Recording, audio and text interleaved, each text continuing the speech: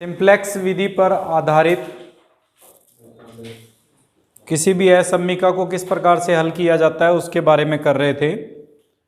प्रारंभिक स्टेप में सबसे पहला स्टेप बताया था कि अगर कोई भी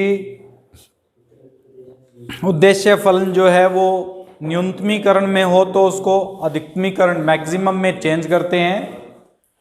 मैक्सिमम में चेंज करने के बाद जो असमीकाएं हैं उनको समीकरण रूप में परिवर्तित करते हैं। समीकरण रूप में परिवर्तित करने के लिए अगर स्मॉलर देन इक्वल टू का साइन है तो न्यूनता पूर्वक चर जोड़ा जाता है और ग्रेटर देन इक्वल टू का साइन है तो आधिक्य पूर्वक चर जो होता है वो जोड़ा जाता है, घटाया जाता है।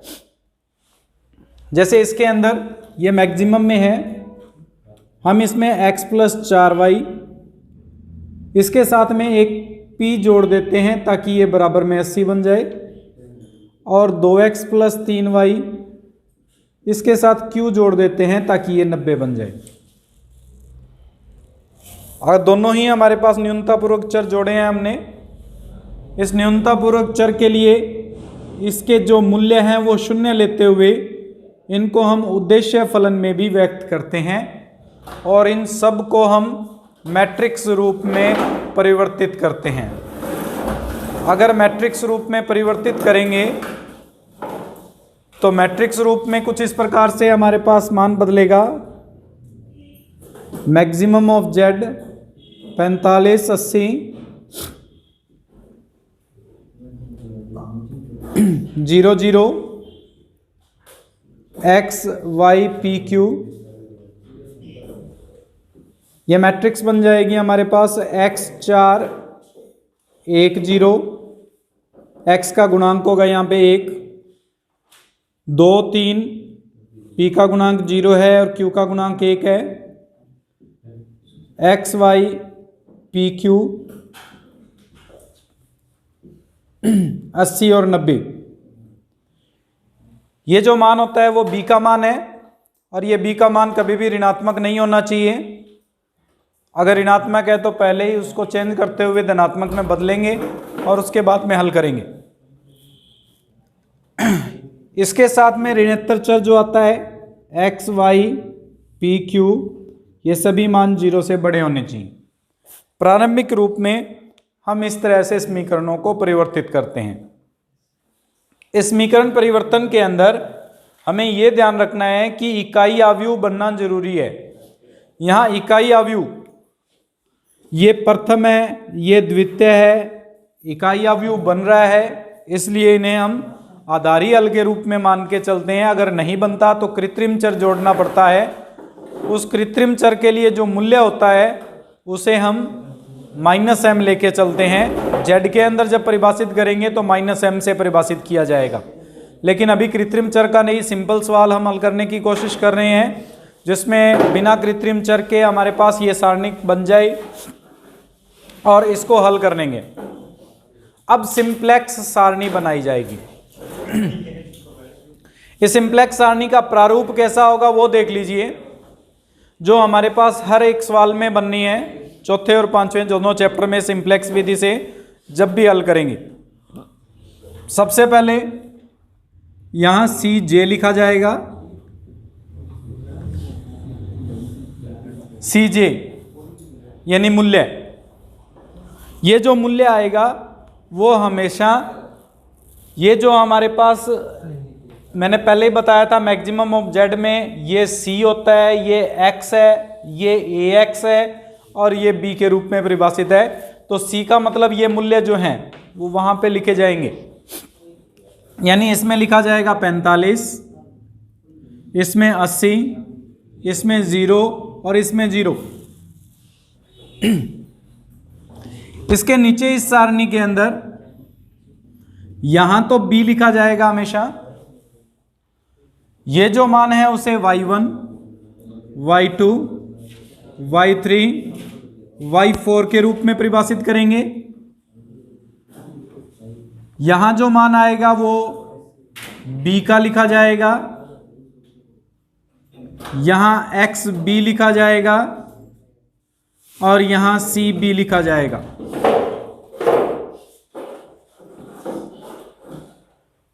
इसके अंदर जो ए हमारे पास मैट्रिक्स बनी है वो मैट्रिक्स लिखी जाएगी। ए मैट्रिक्स के अंदर हमारे पास है जैसे 1 2 4 3 1 0 0 1। ये जो मैट्रिक्स थी वो पूरी की पूरी उस y1 y2 y3 y4 के नीचे लिखी जाएगी। उसके पश्चात बी के मान लिखने हैं। बी हमेशा ये पार्ट होता है, यहां 80 और 90 आएगा। उसके बाद में आएगा कैपिटल बी, एक्स बी और सी बी। ये जो मान हमारे पास आधारी हल व्यक्त कर रहा है, मैं बार बार कह रहा हूं इसमें आधारी हल। आधारी हल का मतलब है यहां पे जो इकाई अवयव को परिभाषित करता है। अगर मैं इसको अल्फा 1, इसको अल्फा 2, इसको अल्फा 3, इसको अल्फा 4 लेके चलूं तो इकाई अवयव का पहला स्तंभ 1 0 बनना चाहिए। वो किससे व्यक्त होता है, उसी को हम पहला आधारी हल मान के चलेंगे। ये अल्फा 3 और अल्फा 4 से व्यक्त होता है, अतः यहां पे जो मान आएगा वो अल्फा 3 लिखना है, यहां अल्फा 4।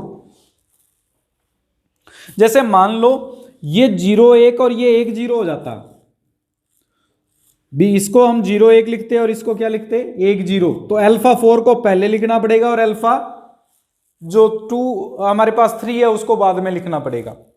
उसका कारण यही है, इकाई अवयव जब भी लिखते हैं तो उसमें 1 0 और 0 1 बनता है। ये 1 0 जो है वो पहला स्तंभ है और ये 0 1 जो है वो दूसरा स्तंभ है।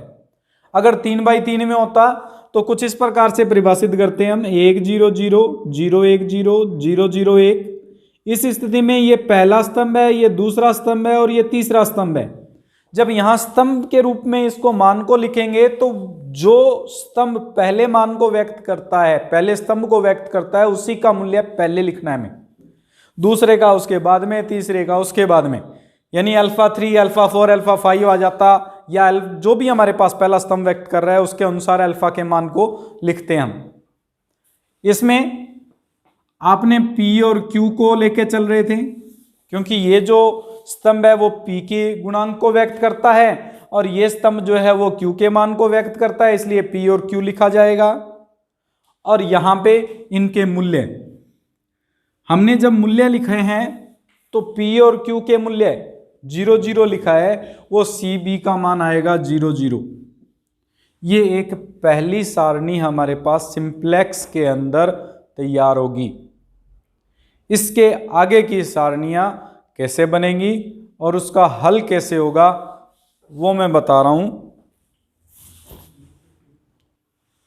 हम यहां पे ज्ञात करेंगे ZJ माइनस CJ। ये कैसे तैयार किया जाता है वो देख लीजिए। ZJ हमेशा इस CB का YI से गुणा करेंगे, यहां लिख देता हूं मैं, CB का YI से गुणा करेंगे जो ZJ को व्यक्त करेगा। CB का YI से, YI का मतलब है Y1 से, फिर Y2 से, फिर Y3 से, फिर Y4 से, इस तरह से। 2 0 हैं, पहले 0 का 1 से गुणा, 0 का 2 से गुणा और माइनस करना है हमें CJ। 0 में 0 जोड़ दिया, 0 ही हो गया। 0 को घटाएंगे किस में से, 45 घटाएंगे इसमें से, तो यहां कितना आएगा -45। फिर इन 2 0 का इनसे गुणा करेंगे और फिर 80 घटाएंगे तो यहां कितना आ जाएगा, इस 0 का इनसे गुणा करके 0 घटाएंगे 2, इन 0 का इससे से घटा के यहां पे लिखेंगे 2। ये ZJ माइनस CJ प्रत्येक पंक्ति में, प्रत्येक स्तंभ में या प्रत्येक सारणी के अंदर हमें निकालना है।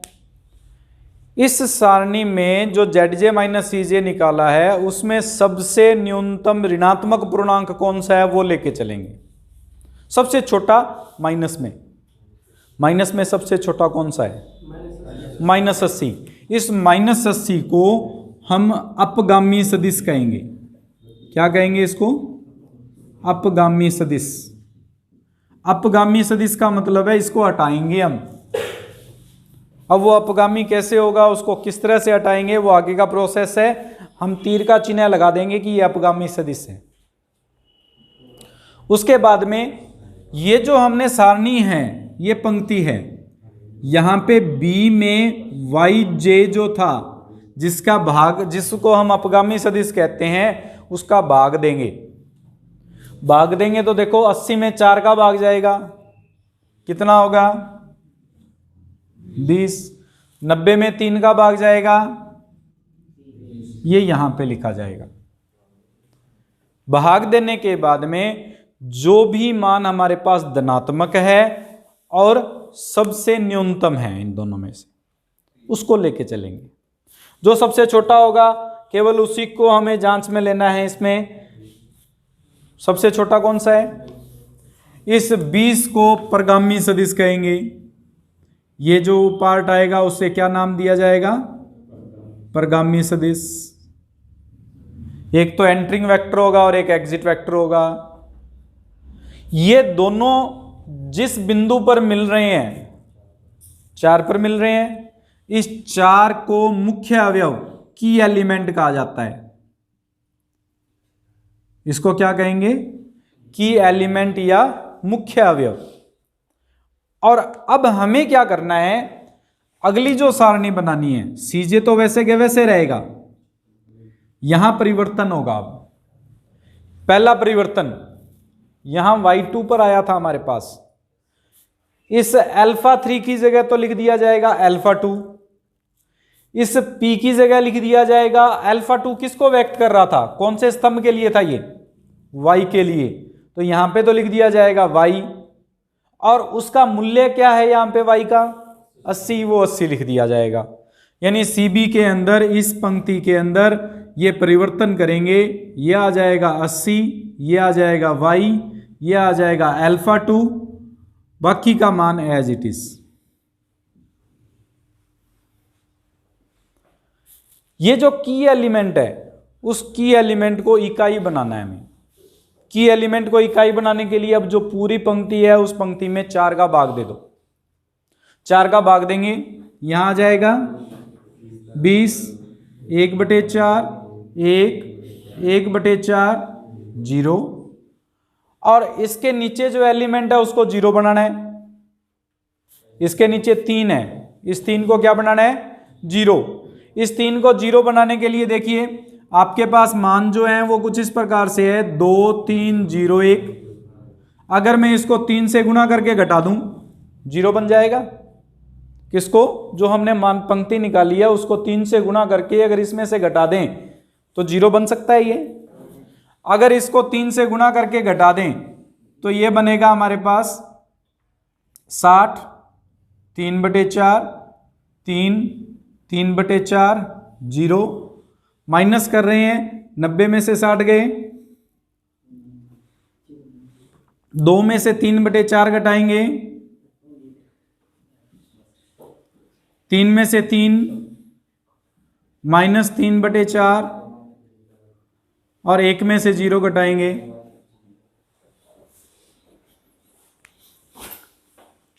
अगला स्टेप देखिए, इसमें फिर से ZJ माइनस CJ निकालेंगे। वही विधि, ZJ माइनस CJ के लिए इस 80 का 1/4 से गुणा करेंगे, 20 आएगा। इस 0 का 5/4 से गुणा करेंगे, 0, ये 20 बचा। इस 20 में से ये 45 घटाया जाएगा। 20 में से 45 घटाएंगे तो माइनस का 25।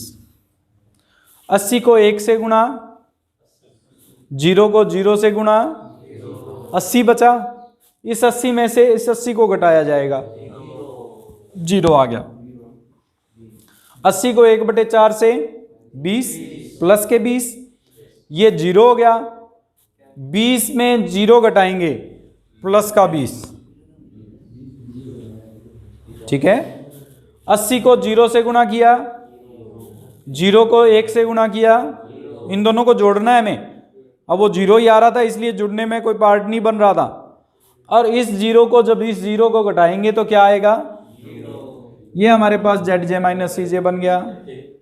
इसमें माइनस में, और सबसे हमारे पास छोटा मान, माइनस में सबसे छोटा -25 ही आ रहा है, ये हमारे पास अपगामी सदिश हो जाएगा। फिर से b अपॉन वाई जे, b अपॉन वाई जे का मतलब है 20 में 1/4 का भाग देंगे। 20 में अगर 1/4 का भाग देंगे तो कितना हो जाएगा? भाग देना है बेटा, गुना में आ जाएगा अपने आप। 20 में जब 1/4 का भाग देंगे 80 बन जाएगा। फिर 30 में 5/4 का भाग देंगे, 30 में 5/4 का भाग देंगे तो 30/5 गुना 4 यानी 24 आ जाएगा। इसमें सबसे छोटा मान 24, इस 24 के लिए हम प्रगामी सदिश लिखेंगे। अब प्रगामी सदिश और जो अपगामी सदिश था उसमें की एलिमेंट क्या बन रहा है? इसको 1 बनाना है हमें। इसको 1 बनाने से पहले अब देखो, पहला सदिश घट रहा है हमारे पास, इसका मतलब इन तीनों की जगह पर पहले सदिश के जो मूल्य हैं, जो चर है और जो सदिश है उसको लिखा जाएगा। जब नई सारणी बनाएंगे इसमें यहां पे 80 y अल्फा 2 ऐसे कैसे, इसकी जगह मूल्य आ जाएगा 45, यहां आ जाएगा x, यहां आ जाएगा अल्फा 1।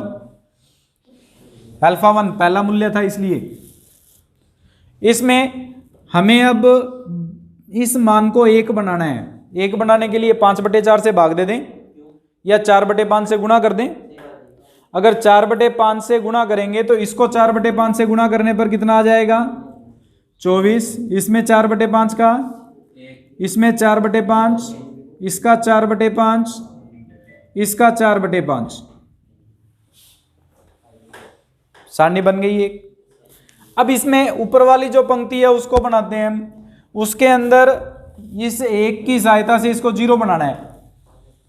उसको 0 बनाने के लिए क्या करें? इसमें 4 का भाग देके उसमें से घटा दें। वो पंक्ति हमारे पास कुछ इस प्रकार से है, 20 1/4 1 1/4 0। इसको 4 से भाग देंगे तो ये बन जाएगा 6 1/4 0 -3/20 एंड 1/5। घटाएंगे चिन्ह बदलेंगे। 20 में से 6 घटाएंगे कितना बचेगा? 1/4 में से 1/4, 1 में से 0, 1/4 में 3/20 जोड़ा जाएगा, 8/20 हो जाएगा। 20 लघुत्तम हो जाएगा, 5 + 3 हो जाएगा 8, 8/20। और दूसरा जो मान है वो माइनस का 1/5। फिर से ZJ - CJ निकालो। इसका मान जब धनात्मक आ जाएगा या 0 आ जाएगा तभी छोड़ना है, हमें स्टॉप करना है इसको, वरना सारणियाँ बनती रहेंगी। और वो सारणियाँ हमारे पास इसमें अगर 2 समीकरणें हैं तो ज़्यादा से ज़्यादा 3 या 4 बनेंगी, उससे ज़्यादा नहीं बनेंगी। और अगर 3 समीकरणें आ जाएंगी तो थोड़ी लेंथी बनेगी, अन्यथा नहीं। वापस वही विधि ZJ - CJ की। हम क्या करेंगे? इस 80 को 0 से, इस 45 को 1 से, 45 में से ये 45 घटेगा। फिर 80 को 1 से, 80 में से वो 80, इस 80 को 8/20 से, 80 को 8/20 से गुणा करेंगे तो 32 हो जाएगा। 32 आ गया। ये 45 को -3/5 से गुणा करेंगे, माइनस का 27 आ गया। अगर इन दोनों को घटा दें 5 बचता है और ऊपर 0 है, 5 में से 0 घटाएंगे तो 5 आ गया। 80 को -1/5 से 16 माइनस का, फिर 45 को 4/5 से 36 प्लस का, जोड़ेंगे 20 बचेगा और इस 20 में से इस 0 को घटाएंगे तो 20। सारे पॉजिटिव आ गए। अगर सारे पॉजिटिव हैं तो इसका मतलब ZJ - CJ > 0 आ गया, हल प्राप्त हो गया। और हल क्या है इस समीकरण का? देखिए y का मान तो आ गया 14 और x का मान 24, जिस पर ये अधिकतम मान को व्यक्त करेगा। और अधिकतम मान यानी मैक्सिमम ऑफ z निकालने के लिए ये x और y के मान इस प्रारंभिक जो मान थे उसमें प्रतिस्थापन कर दीजिए। इसमें मान में प्रतिस्थापन करेंगे तो 45 गुणा 24 प्लस 80 गुणा 14 करते हुए कैलकुलेशन कर लेना, अधिकतम जेड आ जाएगा जो हमारा सवाल होगा।